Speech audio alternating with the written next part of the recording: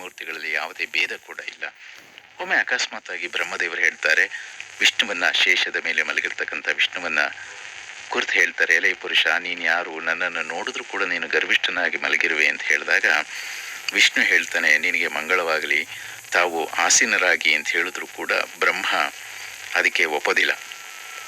ನಾನು ಬಂದರೂ ಕೂಡ ನೀನು ನನ್ನನ್ನು ಆಧರಿಸಿ ಸತ್ಕರಿಸಲಿಲ್ಲ ಅಂತ ಹೇಳಿ ವಿಷ್ಣುವಿನ ಮೇಲೆ ಕೋಪಗೊಳ್ತಾನೆ.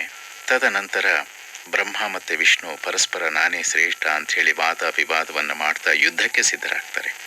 ಬ್ರಹ್ಮದೇವ ಕೂಡ ಹಂಸವನ್ನೇರಿ, ವಿಷ್ಣು ಗರುಡನನ್ನೇರಿ ಯುದ್ಧವನ್ನು ಮಾಡ್ತಕ್ಕಂಥ ಸಮಯ ದೇವತೆಗಳೆಲ್ಲರೂ ಕೂಡ ಅತ್ಯಾಶ್ಚರ್ಯಕರವಾದ ಯುದ್ಧವನ್ನು ನೋಡೋದಕ್ಕೆ ನೆರೀತಾರೆ. ಈ ರೀತಿಯಾಗಿ ಬ್ರಹ್ಮ ಮತ್ತು ನಾರಾಯಣರ ಪರಸ್ಪರ ಬಾಣ ಪ್ರಯೋಗದ ಸಮರವನ್ನು ನೋಡಿ ದೇವತೆಗಳು ಭಯಭೀತರಾಗ್ಬಿಡ್ತಾರೆ. ಯುದ್ಧದ ಗಂಭೀರತೆಯನ್ನು ಅರಿತ ದೇವತೆಗಳು ಪರಶಿವನಲ್ಲಿ ಮೊರೆ ಹೋಗ್ತಾರೆ. ಹೀಗೆ ಆ ಕಾಲದಲ್ಲಿ ಜಗತ್ತು ನಾಶವಾಗ್ತಾ ಇರೋದನ್ನು ನೋಡಿ ಪರಶಿವ ಬ್ರಹ್ಮ ಮತ್ತು ವಿಷ್ಣುಗಳ ಮಧ್ಯದಲ್ಲಿ ಉದ್ಭವ ಆಗ್ತಾನೆ, ಆವಿರ್ಭವಿಸ್ತಾನೆ. ಬ್ರಹ್ಮ ಮತ್ತು ವಿಷ್ಣು ಈಶ್ವರನಿಗೆ ನಮಸ್ಕರಿಸಿ ಎಡಬಲಗಳಲ್ಲಿ ನಿಂತ್ಕೋತಾರೆ. ಉಮೆಯೊಡನೆ, ಪಾರ್ವತಿಯೊಡನೆ ಪರಿವಾರ ಸಮೇತನಾಗಿ ಅವನನ್ನು ಪವಿತ್ರವಾದ ಅಲಂಕಾರಾದಿ ವಸ್ತುಗಳಿಂದ ಪೂಜೆ ಮಾಡ್ತಾರೆ. ನಂತರ ಶಿವ ಪ್ರಸನ್ನನಾಗಿ ವಿನಯದಿಂದ ಬಗ್ಗಿ ನಿಂತಿರ್ತಕ್ಕಂಥ ಬ್ರಹ್ಮ ಮತ್ತು ವಿಷ್ಣುವನ್ನು ಕುರಿತು ಹೇಳ್ತಾನೆ, ಈ ಒಂದು ಪವಿತ್ರ ದಿನದಿಂದ ನೀವು ಮಾಡಿರ್ತಕ್ಕಂಥ ಪೂಜೆಯಿಂದ ನನಗೆ ತುಂಬ ಸಂತೋಷವಾಗಿದೆ. ಹಾಗಾಗಿ ಈ ದಿನವೇ ಮುಂದೆ ಪವಿತ್ರವಾದ ಮಹಾಶಿವರಾತ್ರಿ ಅಂಥೇಳಿ ಪ್ರಸಿದ್ಧವಾಗಲಿ ಅಂಥೇಳಿ ವರವನ್ನು ಕೊಟ್ಟಂತಹ ಶಿವ ಬ್ರಹ್ಮ ಮತ್ತು ವಿಷ್ಣುವಿಗೆ ವರವನ್ನು ಕೊಡ್ತಾನೆ.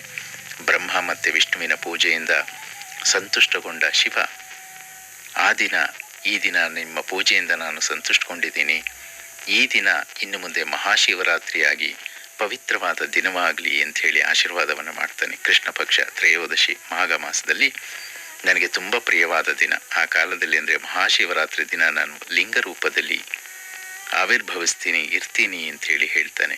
ಹಾಗೆ ಈ ಬ್ರಹ್ಮ ಮತ್ತು ವಿಷ್ಣುಗಳ ಯುದ್ಧ ಭೂಮಿಯಲ್ಲಿ ಅಗ್ನಿ ಪರ್ವತದಂತೆ ತೇಜಸ್ವಿಯಾದ ನಾನು ಸ್ತಂಭ ಅಥವಾ ಲಿಂಗ ರೂಪದಲ್ಲಿ ಧರಿಸಿ ಇಲ್ಲಿ ನಾನು ವಾಸ ಮಾಡ್ತೀನಿ ಅಂಥೇಳಿ ಈ ಕ್ಷೇತ್ರ ಮುಂದೆ ಅರುಣಾಚಲ ಅಂಥೇಳಿ ಇರಲಿ, ಅಚಲವಾಗಿ ನಾನು ಇದೇ ಕ್ಷೇತ್ರದಲ್ಲಿ ನಿಂತಿರ್ತೀನಿ. ಹಾಗಾಗಿ ಇನ್ನು ಮುಂದೆ ಈ ಕ್ಷೇತ್ರ ಅರುಣಾಚಲ ಅಂಥೇಳಿ ಪ್ರಸಿದ್ಧಿಯನ್ನು ಹೊಂದಲಿ ಅಂಥೇಳಿ ಶಿವ ಆಶೀರ್ವಾದವನ್ನು ಮಾಡ್ತಾನೆ. ಆದ್ದರಿಂದ ಅಂಥ ದಿನ ಮಹಾಶಿವರಾತ್ರಿ ಆಗುತ್ತೆ. ಆ ಕ್ಷೇತ್ರ ಅರುಣಾಚಲ ಕ್ಷೇತ್ರವಾಗುತ್ತೆ. ರಾಮಕೃಷ್ಣರು ಮನೆಗೆ ಬಂದರು, ಬಾಗಿಲ ತೆರೆಯಿರೆ. ರಾಮಕೃಷ್ಣರು ಮನೆಗೆ ಬಂದರು, ಬಾಗಿಲ ತೆರೆಯಿರೆ. ಕಾಮಧೇನು ಬಂದಂತಾಯಿತು, ಕಾಮಧೇನು ಬಂದಂತಾಯಿತು, ವರವ ಬೇಡಿರೆ. ಶುಭೋದಯ, ಶುಭ ಸೋಮವಾರ.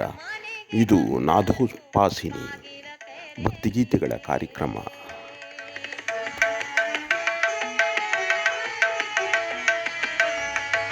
ಸುದ್ದಿ ಮುಖ್ಯಾಂಶಗಳು. ಬಿಬಿಎಂಪಿ ಇ ಖಾತಾ ಬೆಂಗಳೂರು 1 ಕೇಂದ್ರಗಳಲ್ಲಿ ದೊರೆಯಲಿದ್ದು, ಈ ಖಾತಾ ಸೌಲಭ್ಯ ಪಡೆಯುವವರು ಆಸ್ತಿ ತೆರಿಗೆ ಪಾವತಿ ರಸೀದಿ, ಆಸ್ತಿ ನೋಂದಣಿ ಪತ್ರ, ಆಧಾರ್, ಬೆಸ್ಕಾಂ ಮತ್ತು BWSSB ರಸೀದಿ, ಬಡಾವಣೆ ನಕ್ಷೆ ಅನುಮೋದನೆ ಪತ್ರ, ಕಟ್ಟಡ ನಕ್ಷೆ ಅನುಮೋದನೆ ಮತ್ತಿತರ ದಾಖಲೆಗಳನ್ನು ಸಲ್ಲಿಸಬೇಕಾಗುತ್ತದೆ ಎಂದು ಪ್ರಕಟಣೆ ತಿಳಿಸಿದೆ. ಚಿಕ್ಕಬಳ್ಳಾಪುರ ಜಿಲ್ಲಾ ಉಸ್ತುವಾರಿ ಸಚಿವ